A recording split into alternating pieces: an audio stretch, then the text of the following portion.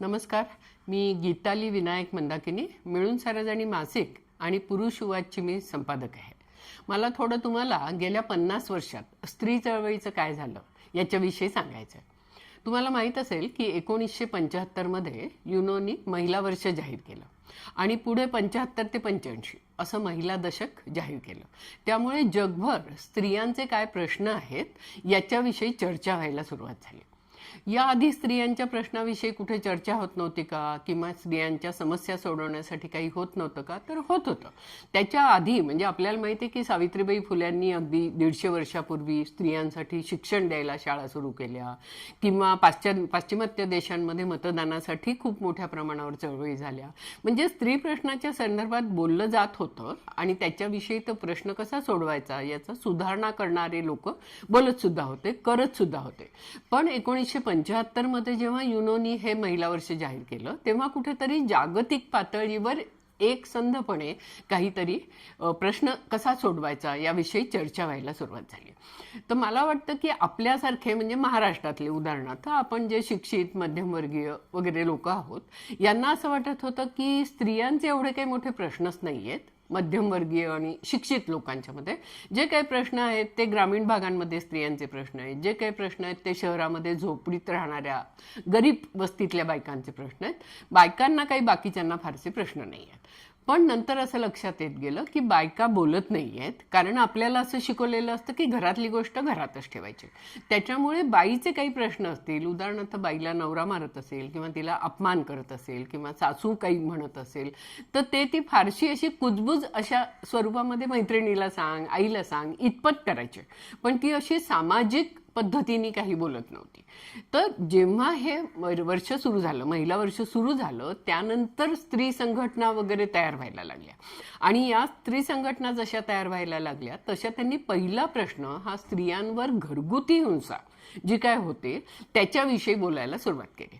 कारण आपल्याला सामाजिक म्हणजे घराबाहेर जेव्हा हिंसा होते तेव्हा ती सगळ्यांच्या समोर येते, त्याच्यामुळे त्याविषयी आधी सुद्धा बोललं जात होतं की रस्त्यावर बलात्कार झाला किंवा आणि कोणी मारहाण केली तर त्याविषयी बोललं जात होतं. पण घरात मारहाण होते का, नवरा मारतोय का वगैरे वगैरे याच्याविषयी ऑफिशियली बोललं जाणं हे सगळं या 1975 नंतर जास्ती करून झालं. म्हणजे तो सामाजिक प्रश्न म्हणून पुढे आला, स्त्री संघटना झाल्या. मग स्त्री संघटना जेव्हा 75 नंतर झाल्या तेव्हा या संघटना फक्त स्त्रियांच्या संघटना होत्या असं जनरली पिक्चर होतं. पण पुण्यासारख्या शहरामध्ये आम्ही नारी समता मंच म्हणून जी संघटना सुरू केली होती, स्वायत्त स्त्री संघटना असं त्याला म्हणायचे, त्याच्यामध्ये स्त्रियांबरोबर पुरुष सुद्धा होते. कारण आमचा दृष्टिकोनच असा होता की याच्यामध्ये जेव्हा आपण म्हणतो स्त्रीला मारहाण होते तेव्हा मारहाण करणारा जर पुरुष असेल तर हा पुरुषाचा सुद्धा प्रश्न आहे. आणि जेव्हा स्त्री आपल्या घरात असते तेव्हा पुरुषाची ती आई असते, बहीण असते, मुलगी असते, बायको असते. त्याच्यामुळे जेव्हा या सगळ्या व्यक्तींच्या नातेसंबंधातल्या स्त्रियांचे प्रश्न आहेत असं आपण म्हणतो तेव्हा नॅचरली त्या पुरुषाचे सुद्धा त्याविषयी कन्सर्न असला पाहिजे, त्याला वाटलं पाहिजे की हा प्रश्न आहे ना हा सोडवला पाहिजे. पण 75 साली असं होतं की पुरुषांना काही असं वाटत नव्हतं की स्त्री प्रश्न हा आपला सुद्धा आहे आणि त्यावेळेला त्याला स्त्रीमुक्ती चळवळ असं म्हटलं जायचं. आणि मग ही स्त्रीमुक्ती चळवळ म्हणजे ही घर फोडणाऱ्या बायकांची चळवळ आहे, ही कुटुंब मोडणाऱ्या बायकांची चळवळ आहे, ही स्वैराचारी बायकांची चळवळ आहे. अशा पद्धतीने एक प्रकारची स्त्री चळवळीची बदनामी केली गेली. आता हे बदनामी करण्याचं राजकारण होतं, कारण स्त्री चळवळ सुरुवातीपासून असं सांगत होती की आम्ही पुरुष विरोधी नाही, आम्ही घर संसार कुटुंबाच्या विरुद्ध नाही, फक्त आम्ही असं म्हणतोय की ही जी व्यवस्था आहे आणि त्या व्यवस्थेचं नाव आहे पितृसत्ताक पुरुषप्रधान व्यवस्था.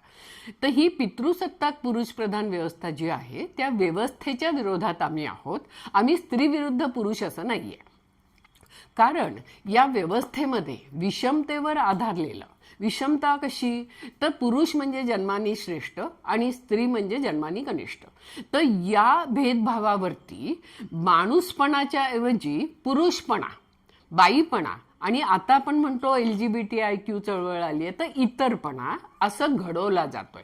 म्हणजे आपण माणूस घडवत नाही तर आपण बाई घडवतो किंवा आपण पुरुष घडवतो किंवा इतर यांना उपेक्षून टाकतो. तर मग हा पुरुषपणा म्हणजे काय असतं, तर पुरुषपणा म्हणजे पुरुषाने कसं निडर असलं पाहिजे, त्यांनी रडलं नाही पाहिजे, तो महत्वाकांक्षी असला पाहिजे, त्यांनी पैसा मिळवला पाहिजे, जमीन जुमला असला पाहिजे, तो मुख्य म्हणजे संरक्षक असला पाहिजे. म्हणजे मर्दगडी म्हणजे पुरुषपणा. आणि बाई म्हणजे बाईपणा म्हणजे काय, तर बाई म्हणजे कशी नम्र असली पाहिजे, ती त्यागी असली पाहिजे, ती सोशिक असली पाहिजे, ती सेवाभावी असली पाहिजे, आणि ती तर सुंदर दिसली पाहिजे. तिने नातेसंबंध, आपलं कुटुंब एवढंच विश्व मानावं आणि छान कुटुंब चालवावं, नवऱ्याचं ऐकावं, सासूचं ऐकावं, या पद्धतीनेचा बाईपणा होता. तर हा बाईपणा जो आहे याच्यातले आपण म्हणतो की जे गुण आहेत, म्हणजे सेवाभाव असावा, समंजसपणा असावा, त्याग करावा, तर हे काय वाईट गुण आहेत का, तर नाही, हे चांगलेच गुण आहेत. मग हे माणसासाठी म्हणजे पुरुषासाठी का वाईट आहेत, हे पुरुषामध्ये सुद्धा असावेत. किंवा पुरुषामध्ये जे आपण मगाशी पुरुषपणा म्हटलं त्याच्यातले जे न घाबरणारा तो असला पाहिजे, तो चांगला काहीतरी करू शकला पाहिजे, निर्णय क्षमता असली पाहिजे. मग हे जर गुण चांगले आहेत तर हे स्त्रीमध्ये का नको. त्याच्यामुळे हे जे पुरुषपणा आणि स्त्रीपणा असं म्हणून आपण विभागणी करतो आहे, ही विभागणी नाही झाली पाहिजे, माणूस म्हणून वाढवायला पाहिजे, असं स्त्री चळवळ सतत सांगत आली. तर या पद्धतीने स्त्री चळवळ जे काय सांगते आहे गेल्या 50 वर्षात, त्याचं काय काय होत गेलं, म्हणजे 1975 ते 2025 ही 50 वर्षाचा कालावधी आहे. या 50 वर्षात स्त्री चळवळीने काय केलं याचा एक आढावा घेण्याचा प्रयत्न आपण केलाय. आणि हा आढावा आपण स्त्री चळवळ नाबाद 50 स्त्रियांच्या संघर्ष आणि यशाची गजब कहाणी खंड 1 याच्यामध्ये घेतलाय. हा मोठा ग्रंथ आहे, हा 700 पानी आहे जवळजवळ, आणि पुण्याच्या अमित प्रकाशनने तो प्रकाशित केलाय. तर या खंडामध्ये काय आहे, तर जागतिक पातळीवर स्वायत्त स्त्री चळवळ कशी पुढे पुढे जात राहिली 50 वर्षात, तिने कुठले प्रश्न घेतले, ते प्रश्न तिने का घेतले आणि ते प्रश्न तिने कसे सोडवले, या पद्धतीचा एक जगाचा आढावा घेतलाय. दुसरी गोष्ट अशी आहे की जेव्हा एखादा प्रश्न आपण म्हणतो की स्त्री प्रश्न आहे, तर आपण असं म्हणतो की स्त्री प्रश्न म्हणजे फक्त स्त्रियांचा प्रश्न नाही, कुठलेही सामाजिक प्रश्न जे आहेत ना ते सगळे स्त्री प्रश्नाशी संबंधित आहेत. त्याच्यामुळे हे जे स्त्री प्रश्न आहेत हे नीट समजायला पाहिजे, त्याचं आकलन व्हायला पाहिजे आणि त्यासाठी अभ्यास करायला पाहिजे. आणि म्हणून स्त्री अभ्यास केंद्र अशी एक वेगळी शाखाच या कालावधीमध्ये सुरू झाली. तर या स्त्री अभ्यास केंद्रांनी आपल्याकडे सुद्धा भारतभर आहेत, इतर देशांमध्ये सुद्धा स्त्री अभ्यास केंद्र आहेत. तर या स्त्री अभ्यास केंद्रांमध्ये कसा कसा अभ्यास झाला, तो काय अभ्यास झाला, याचा 50 वर्षाचा आढावा, आपल्या भारतात काय झालं ते आणि जगभरात साधारण काय झालं ते, अशा पद्धतीने घेतला गेला. नंतर मग आपल्या भारतामध्ये स्त्री चळवळ कशी कशी पुढे येत गेली, त्याच्यासमोर काय प्रश्न होते, या पद्धतीचा आढावा सुद्धा या पुस्तकात घेत असताना आपण म्हणतो की नाही की स्त्री ही काय अशी निर्वात पोकळीत कुठे नाहीये, ती घरात आहे, ती घराबाहेर आहे. तर जेव्हा आपल्याला स्त्री प्रश्न काय आहे हे म्हणतो तेव्हा आपल्याला आजूबाजूचं राजकारण काय चालू आहे, समाजकारण काय चालू आहे, संस्कृतीकरण काय आहे आणि सगळं त्याचा इतिहास काय आहे, हजारो वर्षांचा इतिहास आहे ना या पितृसत्ताक पुरुषप्रधान व्यवस्थेला, तर तो इतिहास काय आहे, हा सगळा इतिहास म्हणजे 50 वर्षात काय काय घडलं विविध क्षेत्रांमध्ये, हे पण आपण या ग्रंथामध्ये नोंदवून ठेवलंय. म्हणजे मग आपल्या असं लक्षात येतं की उदाहरणार्थ बाबरी मस्जिद पाडली, तर ती पाडली त्याचं राजकारण काय होतं आणि ती पाडल्यानंतर स्त्री प्रश्नाचं काय झालं. म्हणजे जेव्हा आपण स्त्री प्रश्न म्हणतो म्हणजे स्त्री म्हणतो, तर हा स्त्री हा कोटीक्रम म्हटला तर हा काही एकसंध नाही ना, याच्यामध्ये काय आहे, जात आहे, धर्म आहे, प्रांत आहे, भाषा आहे. तर या पद्धतीने वेगवेगळ्या पद्धतीने बाया विभागल्या गेलेल्या आहेत. म्हणजे त्यांना काही एकसारखेच सगळींना प्रश्न आहेत असं नाही, कारण प्रत्येक प्रांतागणिक, भाषेगणिक आपल्याला माहिती आहे की संस्कृती पण बदलत असते आणि हे प्रश्न त्याच्या गणिक बदलत जातात. जसं आर्थिक अवस्था काय काय आहे त्या बाईची त्यानुसार सुद्धा तिचे प्रश्न बदलतात, किंवा तिची जात काय आहे त्यानुसार सुद्धा तिचे प्रश्न बदलतात. त्याच्यामुळे असं लक्षात आलं, पहिल्यांदा कसं म्हटलं गेलं की जगभरच्या सगळ्या बायका ज्या आहेत त्या दुय्यम आहेत, त्याच्यामुळे त्यांची सगळ्यांची दुःख सारखी आहेत आणि म्हणून भगिनीभाव असला पाहिजे. तर भगिनीभाव असला पाहिजे हे खरंच आहे, पण जगभरच्या सर्व बायकांचे प्रश्न सारखेच आहेत का, त्यांचं दुःख एकसारखं आहे का, तर ते तसं नाही आहे. ते दुःख बदलत आहे. आणि ते कसं बदलत आहे, म्हणजे उदाहरणार्थ आपल्याकडे जात व्यवस्था आहे, ती विषमतावादी आहे. मग या जात व्यवस्थेअंतर्गत ज्या अगदी दलित आहेत, ज्या अगदी जातीच्या उतरंडीत खाली आहेत, आदिवासी आहेत, अशा ज्या बायका आहेत त्यांचे प्रश्न अधिक तीव्र आहेत. म्हणजे आपण असं म्हणतो की जेव्हा दलित आहे तेव्हा बऱ्याच वेळेला ती गरीब सुद्धा आहे. म्हणजे तिचं लिंगभाव, म्हणजे जो आपण बाईपणा म्हटलं, पुरुषपणा, इतरपणा म्हटलं, त्याला म्हणायचं लिंगभाव. लिंग आणि लिंगभाव याच्यामध्ये फरक आहे. तर हा जो लिंगभाव आहे तो लिंगभाव नंतर जात आणि वर्ग या तिन्ही अक्षावरती दलित स्त्रियांचं शोषण होत असतं. मग दलित स्त्रियांचं शोषण होतं हे साधारण 90च्या दशकात दलित स्त्रिया बोलायला लागल्या. मग दलित स्त्रिया म्हणाल्या की आमची वेगळी संघटना पाहिजे, कारण आम्हाला प्रतिनिधित्व मिळालं पाहिजे. कारण कसं होतं की मला जरी दलित बाईचं दुःख कळलं तरी समजा मी जर दलित नसेल तर मला त्या दुःखाची तीव्रता कळणार नाही. आणि म्हणून त्यांचं असं म्हणणं होतं की आमच्यातलंच कोणीतरी प्रतिनिधी असणार. म्हणजे मग स्त्री चळवळीमध्ये असं झालं की जाती वेगवेगळ्या आहेत आणि त्याच्यामुळे स्त्री प्रश्नाची तीव्रताही वेगवेगळी आहे, त्याच्यामुळे संघटनाही वेगळ्या वेगळ्या आहेत.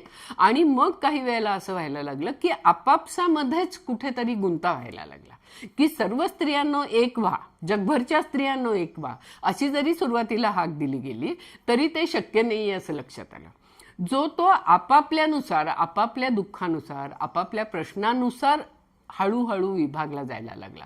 आणि त्याच्यातून मग एकजूट, म्हणजे एकजुटीतून आपल्याला जी शक्ती मिळते ती शक्ती स्त्री चळवळीची हळूहळू कुठेतरी कमी व्हायला लागली. पण तरीही जरी कमी होत असली तरी एकीकडे स्त्रियांना कळत होतं की पुरुषांपेक्षा आपण नक्की दुय्यम मानल्या जातोय. म्हणजे समजा अगदी दलित याच्यातला पुरुष असेल आणि दलित स्त्री असेल तर तिथे पुरुष जास्ती श्रेष्ठच आहे ना तिच्यापेक्षा. त्याच्यामुळे स्त्रियांच्या लक्षात आलं की आपण एकत्रता असलं पाहिजे. म्हणजे काय म्हणायचं आहे की विशिष्टता असते, विभिन्नता आहे आपल्या आपल्याच प्रश्नांमध्ये, पण तरीसुद्धा आपण जर सारखं विशिष्टतेविषयी, विभिन्नतेविषयी बोलत गेलो तर आपल्या दुय्यमत्वाचा जो बेसिक प्रश्न आहे तो बेसिक प्रश्न बाजूला राहील. आणि म्हणून या सगळ्या 50 वर्षामध्ये आपण असं बघितलं की शक्यतो स्त्रियांनी एकत्र यायला पाहिजे. आणि म्हणून आपल्याला माहित असेल की 8 मार्च हा जागतिक महिला दिवस असतो. मग 8 मार्चला सगळ्या स्त्रिया रस्त्यावरती येत होत्या आणि त्या आपापल्या मागण्या मान्य करून व्हायलाच पाहिजे अशा पद्धतीच्या मागण्या करत होत्या. पण या मागण्या करत असताना त्या कुठेतरी येत होत्या आणि कुठेतरी एकजूट होत होती. त्याच्यामुळे आत्ता असं झालंय की या 50 वर्षामध्ये आपल्याला असं दिसतंय की स्त्रिया शिकायला लागल्या, स्त्रिया नोकरी करायला लागल्या, स्त्रियांना जो सासूरवास होत होता तो कुठेतरी कमी व्हायला लागला, हुंडाबळी होत्या त्या हुंडाबळी संख्याने कमी व्हायला लागले आणि बऱ्यापैकी स्त्रिया आत्मनिर्भर व्हायला लागल्या. स्त्रियांना आत्मभान आलं, त्यांना वाटायला लागलं की नाही समता खूप महत्वाची आहे. पण या टप्प्यापर्यंत असं होत होतं की स्त्रियांना वाटत होतं स्वतंत्र व्हायचंय म्हणजे काय व्हायचंय तर पुरुषासारखं व्हायचंय. पण नंतर त्यांच्या असं लक्षात आलं की पुरुष सुद्धा स्वतंत्र नाहीयेत आणि पुरुष पण स्वतंत्र नाहीयेत, त्यांच्याकडे सत्ता आहे पण ते स्वतंत्र नाहीयेत. त्याच्यामुळे आपल्याला पुरुषासारखं व्हायचं नाही. आपण स्त्री आहोत आणि याच्यामध्ये काही कमीपणा मानायचं कारण नाही. आपण स्त्री असून आपल्याला न्याय मिळाला पाहिजे. आणि म्हणून या पद्धतीची स्त्री चळवळ म्हणायला लागली की आम्ही स्त्रिया आहोत याचा आम्हाला अभिमान आहे, आम्हाला हे चांगलं वाटतंय आणि त्यामुळे आम्ही स्त्रिया म्हणूनच न्याय मागत आहोत. पण मग असं सुद्धा होत गेलं की स्त्रियांच्या बाजूनी कायदे झालेत असं लोक म्हणायला लागले. खरं म्हणजे स्त्रियांना न्याय देणारे कायदे झाले होते. मग आता स्त्रियांच्या बाजूनी कायदे, स्त्रिया त्याचा गैरवापर करतायत याचं खूप मोठं राजकारण पण केलं जातंय. म्हणजे खरंच इतक्या प्रमाणात स्त्रिया गैरवापर करतायत का तर खरं म्हणजे संख्येने नाही. आणि कुठला कायदा असा आहे ज्याचे वापर होत नाहीत पण म्हणून आपण कायदे बदलतो का. तर या पद्धतीने स्त्री चळवळीमध्ये मोठ्या पद्धतीने गुंता निर्माण व्हायला लागला की कायदे तर झाले आहेत पण अंमलबजावणी तर होत नाहीये. ही अंमलबजावणी का होत नाहीये कारण या सगळ्या व्यवस्थेमध्ये म्हणजे न्याय व्यवस्था आहे, पोलीस व्यवस्था आहे, जिथे आपल्याला सगळं मिळणार न्याय तर तिथे पुरुष आहेत आणि त्यांची सगळी अजूनही मानसिकता पुरुष प्रधान आहे. त्याच्यामुळे असं होतं. आणि हे पण आपण लक्षात घेऊया की स्त्री म्हणजे चांगली आणि पुरुष म्हणजे वाईट असं स्त्री चळवळ कधी म्हणाली नाही. त्याच्यामुळे पुरुषांचं जे आहे तिथे असणं ते जर पुरुषी वृत्ती असेल तर तिथे न्याय मिळत नाही. तसंच तिथे बाई आहे पण तिची वृत्ती पुरुषी आहे, तर तिथे सुद्धा न्याय मिळणार नाही. त्याच्यामुळे हा सुद्धा एक मोठा गुंता आहे स्त्री चळवळीमध्ये, की सगळे न्याय मिळण्यासाठी कायदे झाले आहेत पण अंमलबजावणी होत नाही. पण तरी आपण असं म्हणतोय की या 50 वर्षामध्ये स्त्रिया नक्की पुढे गेल्या आहेत. पण आपल्याकडे एवढी विविधता आहे की आज सुद्धा डॉक्टर झालेली मुलगी आत्महत्या करते कारण तिच्या सासरचे लोक खूप काय काय मागतायत आणि माहेरचे लोक देतात सुद्धा आहे. आणि त्याच्यामुळे आपण असं सुद्धा म्हणत आलो की हुंडाबळीसाठी जितकं सासर जबाबदार आहे तितकंच माहेर जबाबदार आहे. कारण जेव्हा बायका सांगायच्या माहेरी येऊन की मला त्रास होतोय सासरी, तेव्हा माहेरचे लोक 4-8 दिवस ठेवून घ्यायची आणि पुन्हा सासरी पाठवायचे. त्याच्यामुळे एकीकडे नक्की चांगलं काहीतरी होतंय स्त्री पुरुष समतेच्या दिशेने, पण ज्या विविध परिस्थितीत आपला देश आहे, म्हणजे आपण म्हणतो ना की आपल्या याच्यामध्ये अनेक शतकातली माणसं जगतायत, म्हणजे बैलगाडीच्या युगातली जगतायत आणि जेटच्या युगातली पण. त्याच्यामुळे आपले प्रश्न गुंतागुंतीचे खूप झाले आहेत आणि ते गुंतागुंत कशी सोडवायची, म्हणजे आत्ताचं जो मी खंड 1 म्हटलं याच्यामध्ये आपण 50 वर्षात काय आपण केलं याविषयी लिहिलंय. आता खंड 2 आहे, तो येणार आहे पुढच्या वर्षी. त्या खंड 2 मध्ये आत्ताचे गुंते काय आहेत आणि ते कसे सोडवायचे याविषयी आपण चिंतन करणार आहोत. शिवाय आपण जास्ती व्यापक स्त्री चळवळ कशी होती, ती सखोल कशी होती याचं चिंतन करणार आहोत. म्हणजे एकीकडे जरी आपल्याला असं दिसतं की हुंडाबळीच्या केसेस झाल्या की वाटतं आहे काय, झालं का नाही काही, तर झालेलं असतं. हे आपण सांगायचं आहे की नक्की स्त्रिया खूप पुढे गेल्या आहेत, पण तरीसुद्धा बाजारीकरण, जागतिकीकरण या सगळ्यामध्ये खूप कुठेतरी स्त्रीला जास्ती वापरलं जात आहे. आणि फक्त स्त्रीला वापरलं जात आहे असं नाही, पुरुषाला सुद्धा वापरलं जात आहे. आणि आता AIचा जमाना आहे, पोस्ट ट्रुथचा जमाना आहे, सामाजिक माध्यमं आली आहेत, जिथे खरं काय आणि खोटं काय हे आपल्याला कळतच नाही. म्हणजे या सगळ्या गुंत्याचं सोडवणूक आपण कशी करणार, तर या सोडवणुकीसाठी काय काय करायला पाहिजे, आपण कशा पद्धतीने संघटना पुढे न्यायला पाहिजेत, किंवा आताच्या याच्यात जिथे आपल्याला असं दिसतं की नोकरी करायला लागल्या बायका, पण बायकांच्या नोकरीचे तास म्हणजे काय 8 तास 10 तास असे ठरलेले नाहीत. त्याच्यामुळे पूर्वी जसं आम्ही नारी समता मंच काय, स्त्रीमुक्ती संघटना काय, अशा नानाविध संघटना होत्या, तिथे नोकरी करून जाऊ शकायचो आणि काहीतरी चळवळीचं काम करू शकायचो. आता त्या पद्धतीने दिसत नाही. म्हणून असं वाटतं की ऑनलाईन चळवळी व्हायला पाहिजेत. शिवाय मिळून सारेजणी हे मासिक असं आहे की ते असं म्हणतं की ती, ते आणि तो यांचा स्वतःशी आणि परस्परांशी नव्यानं संवाद होण्यासाठी मासिक नव्हे चळवळ, म्हणजे मासिक हे एक चळवळच आहे. तर अशा विविध पद्धतीने सामूहिक नेतृत्व असून आपल्याला हा स्त्री प्रश्न सोडवायला लागेल. आणि मला असं वाटतं स्त्री प्रश्नातली गुंतागुंत काय आहे आणि ती आपण कशी सोडवूया याविषयी आपण पुढच्या भागात जरूर चर्चा करूया. तुम्हाला आत्ताच्या संदर्भामध्ये जे काय प्रश्न वाटत असतील ते तुम्ही जरूर इथे लिहा, म्हणजे आम्हाला त्या पण प्रश्नाचा विचार करून पुढच्या भागात त्याची आपण सगळे मिळून काही उत्तरं शोधू शकतोय का हे बघूया. धन्यवाद.